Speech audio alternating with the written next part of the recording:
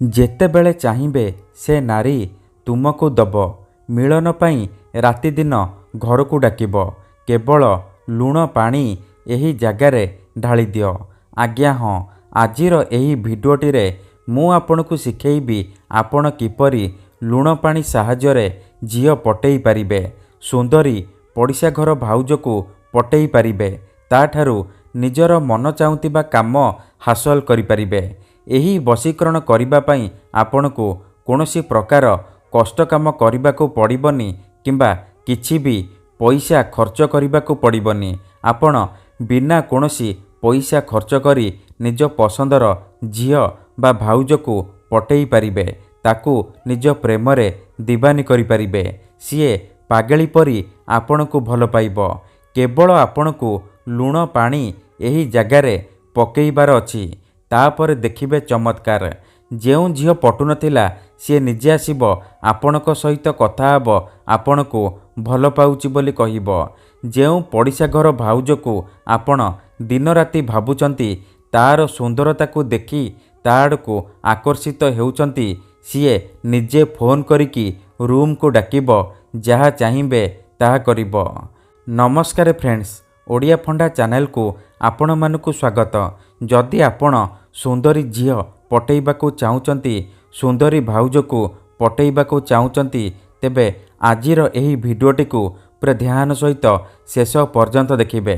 କାରଣ ଆଜିର ଏହି ଭିଡ଼ିଓଟିରେ ମୁଁ ଆପଣଙ୍କୁ ଶିଖେଇବି ନାରୀ ମୋହିନୀ ବଶୀକରଣ ବିଦ୍ୟା। ଏହି ବଶୀକରଣ ଯିଏ ବି କରିଛି 100ରୁ 100% ସଫଳ ହେଇଛି।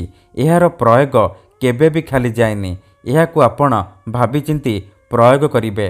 ଯଦି ଆପଣ ସତରେ ସେ ଝିଅକୁ ଭଲ ପାଉଛନ୍ତି, ତାକୁ ବିବାହ କରିବାକୁ ଚାହୁଁଛନ୍ତି, ତେବେ ଆପଣ ଏହି ବଶୀକରଣ ପ୍ରୟୋଗ କରିବେ।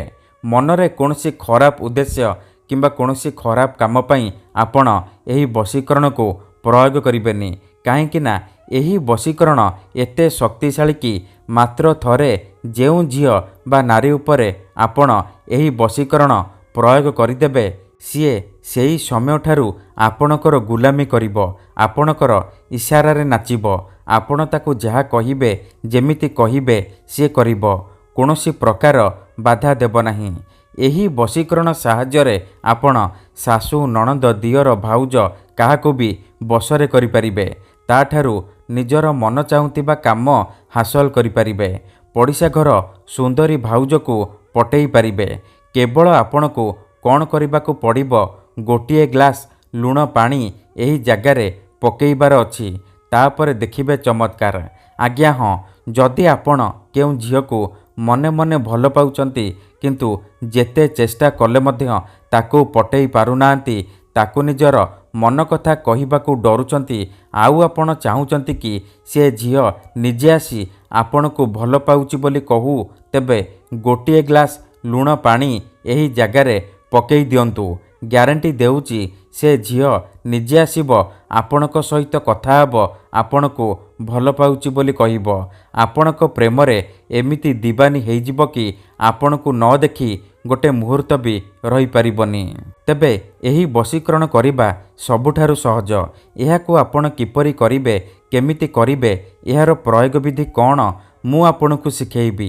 ସମ୍ପୂର୍ଣ୍ଣ ପ୍ରୟୋଗ ବିଧି ମୁଁ ଆପଣଙ୍କୁ ଶିଖେଇବି।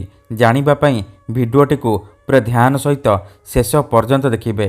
ବିଧିଟି ଜାଣିବା ପୂର୍ବରୁ ଯଦି ଆପଣ ଆମ ଚ୍ୟାନେଲକୁ ନୂଆ ଆସିଛନ୍ତି, ତେବେ ଦୟାକରି ଚ୍ୟାନେଲକୁ ସବସ୍କ୍ରାଇବ୍ କରି ପାଖରେ ଥିବା ବେଲ୍ ଆଇକନ୍କୁ ମଧ୍ୟ ଦବାଇ ଦିଅନ୍ତୁ। ଯାହାଦ୍ୱାରା ଆମେ ଯେଉଁ ବି ଭିଡ଼ିଓ ଅପଲୋଡ଼ କରିବୁ, ସର୍ବପ୍ରଥମେ ଆପଣ ଦେଖିପାରିବେ ଆଉ ତାର ଲାଭ ପାଇପାରିବେ।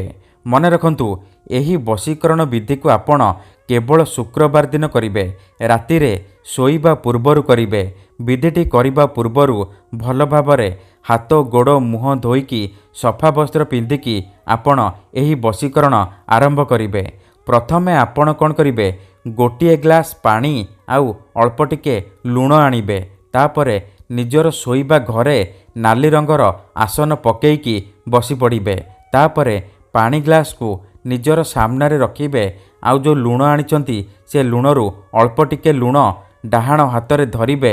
ତାପରେ ଆଖି ବନ୍ଦ କରିକି ସେଇ ଝିଅ ବା ନାରୀକୁ ମନେ ମନେ ଭାବିବେ।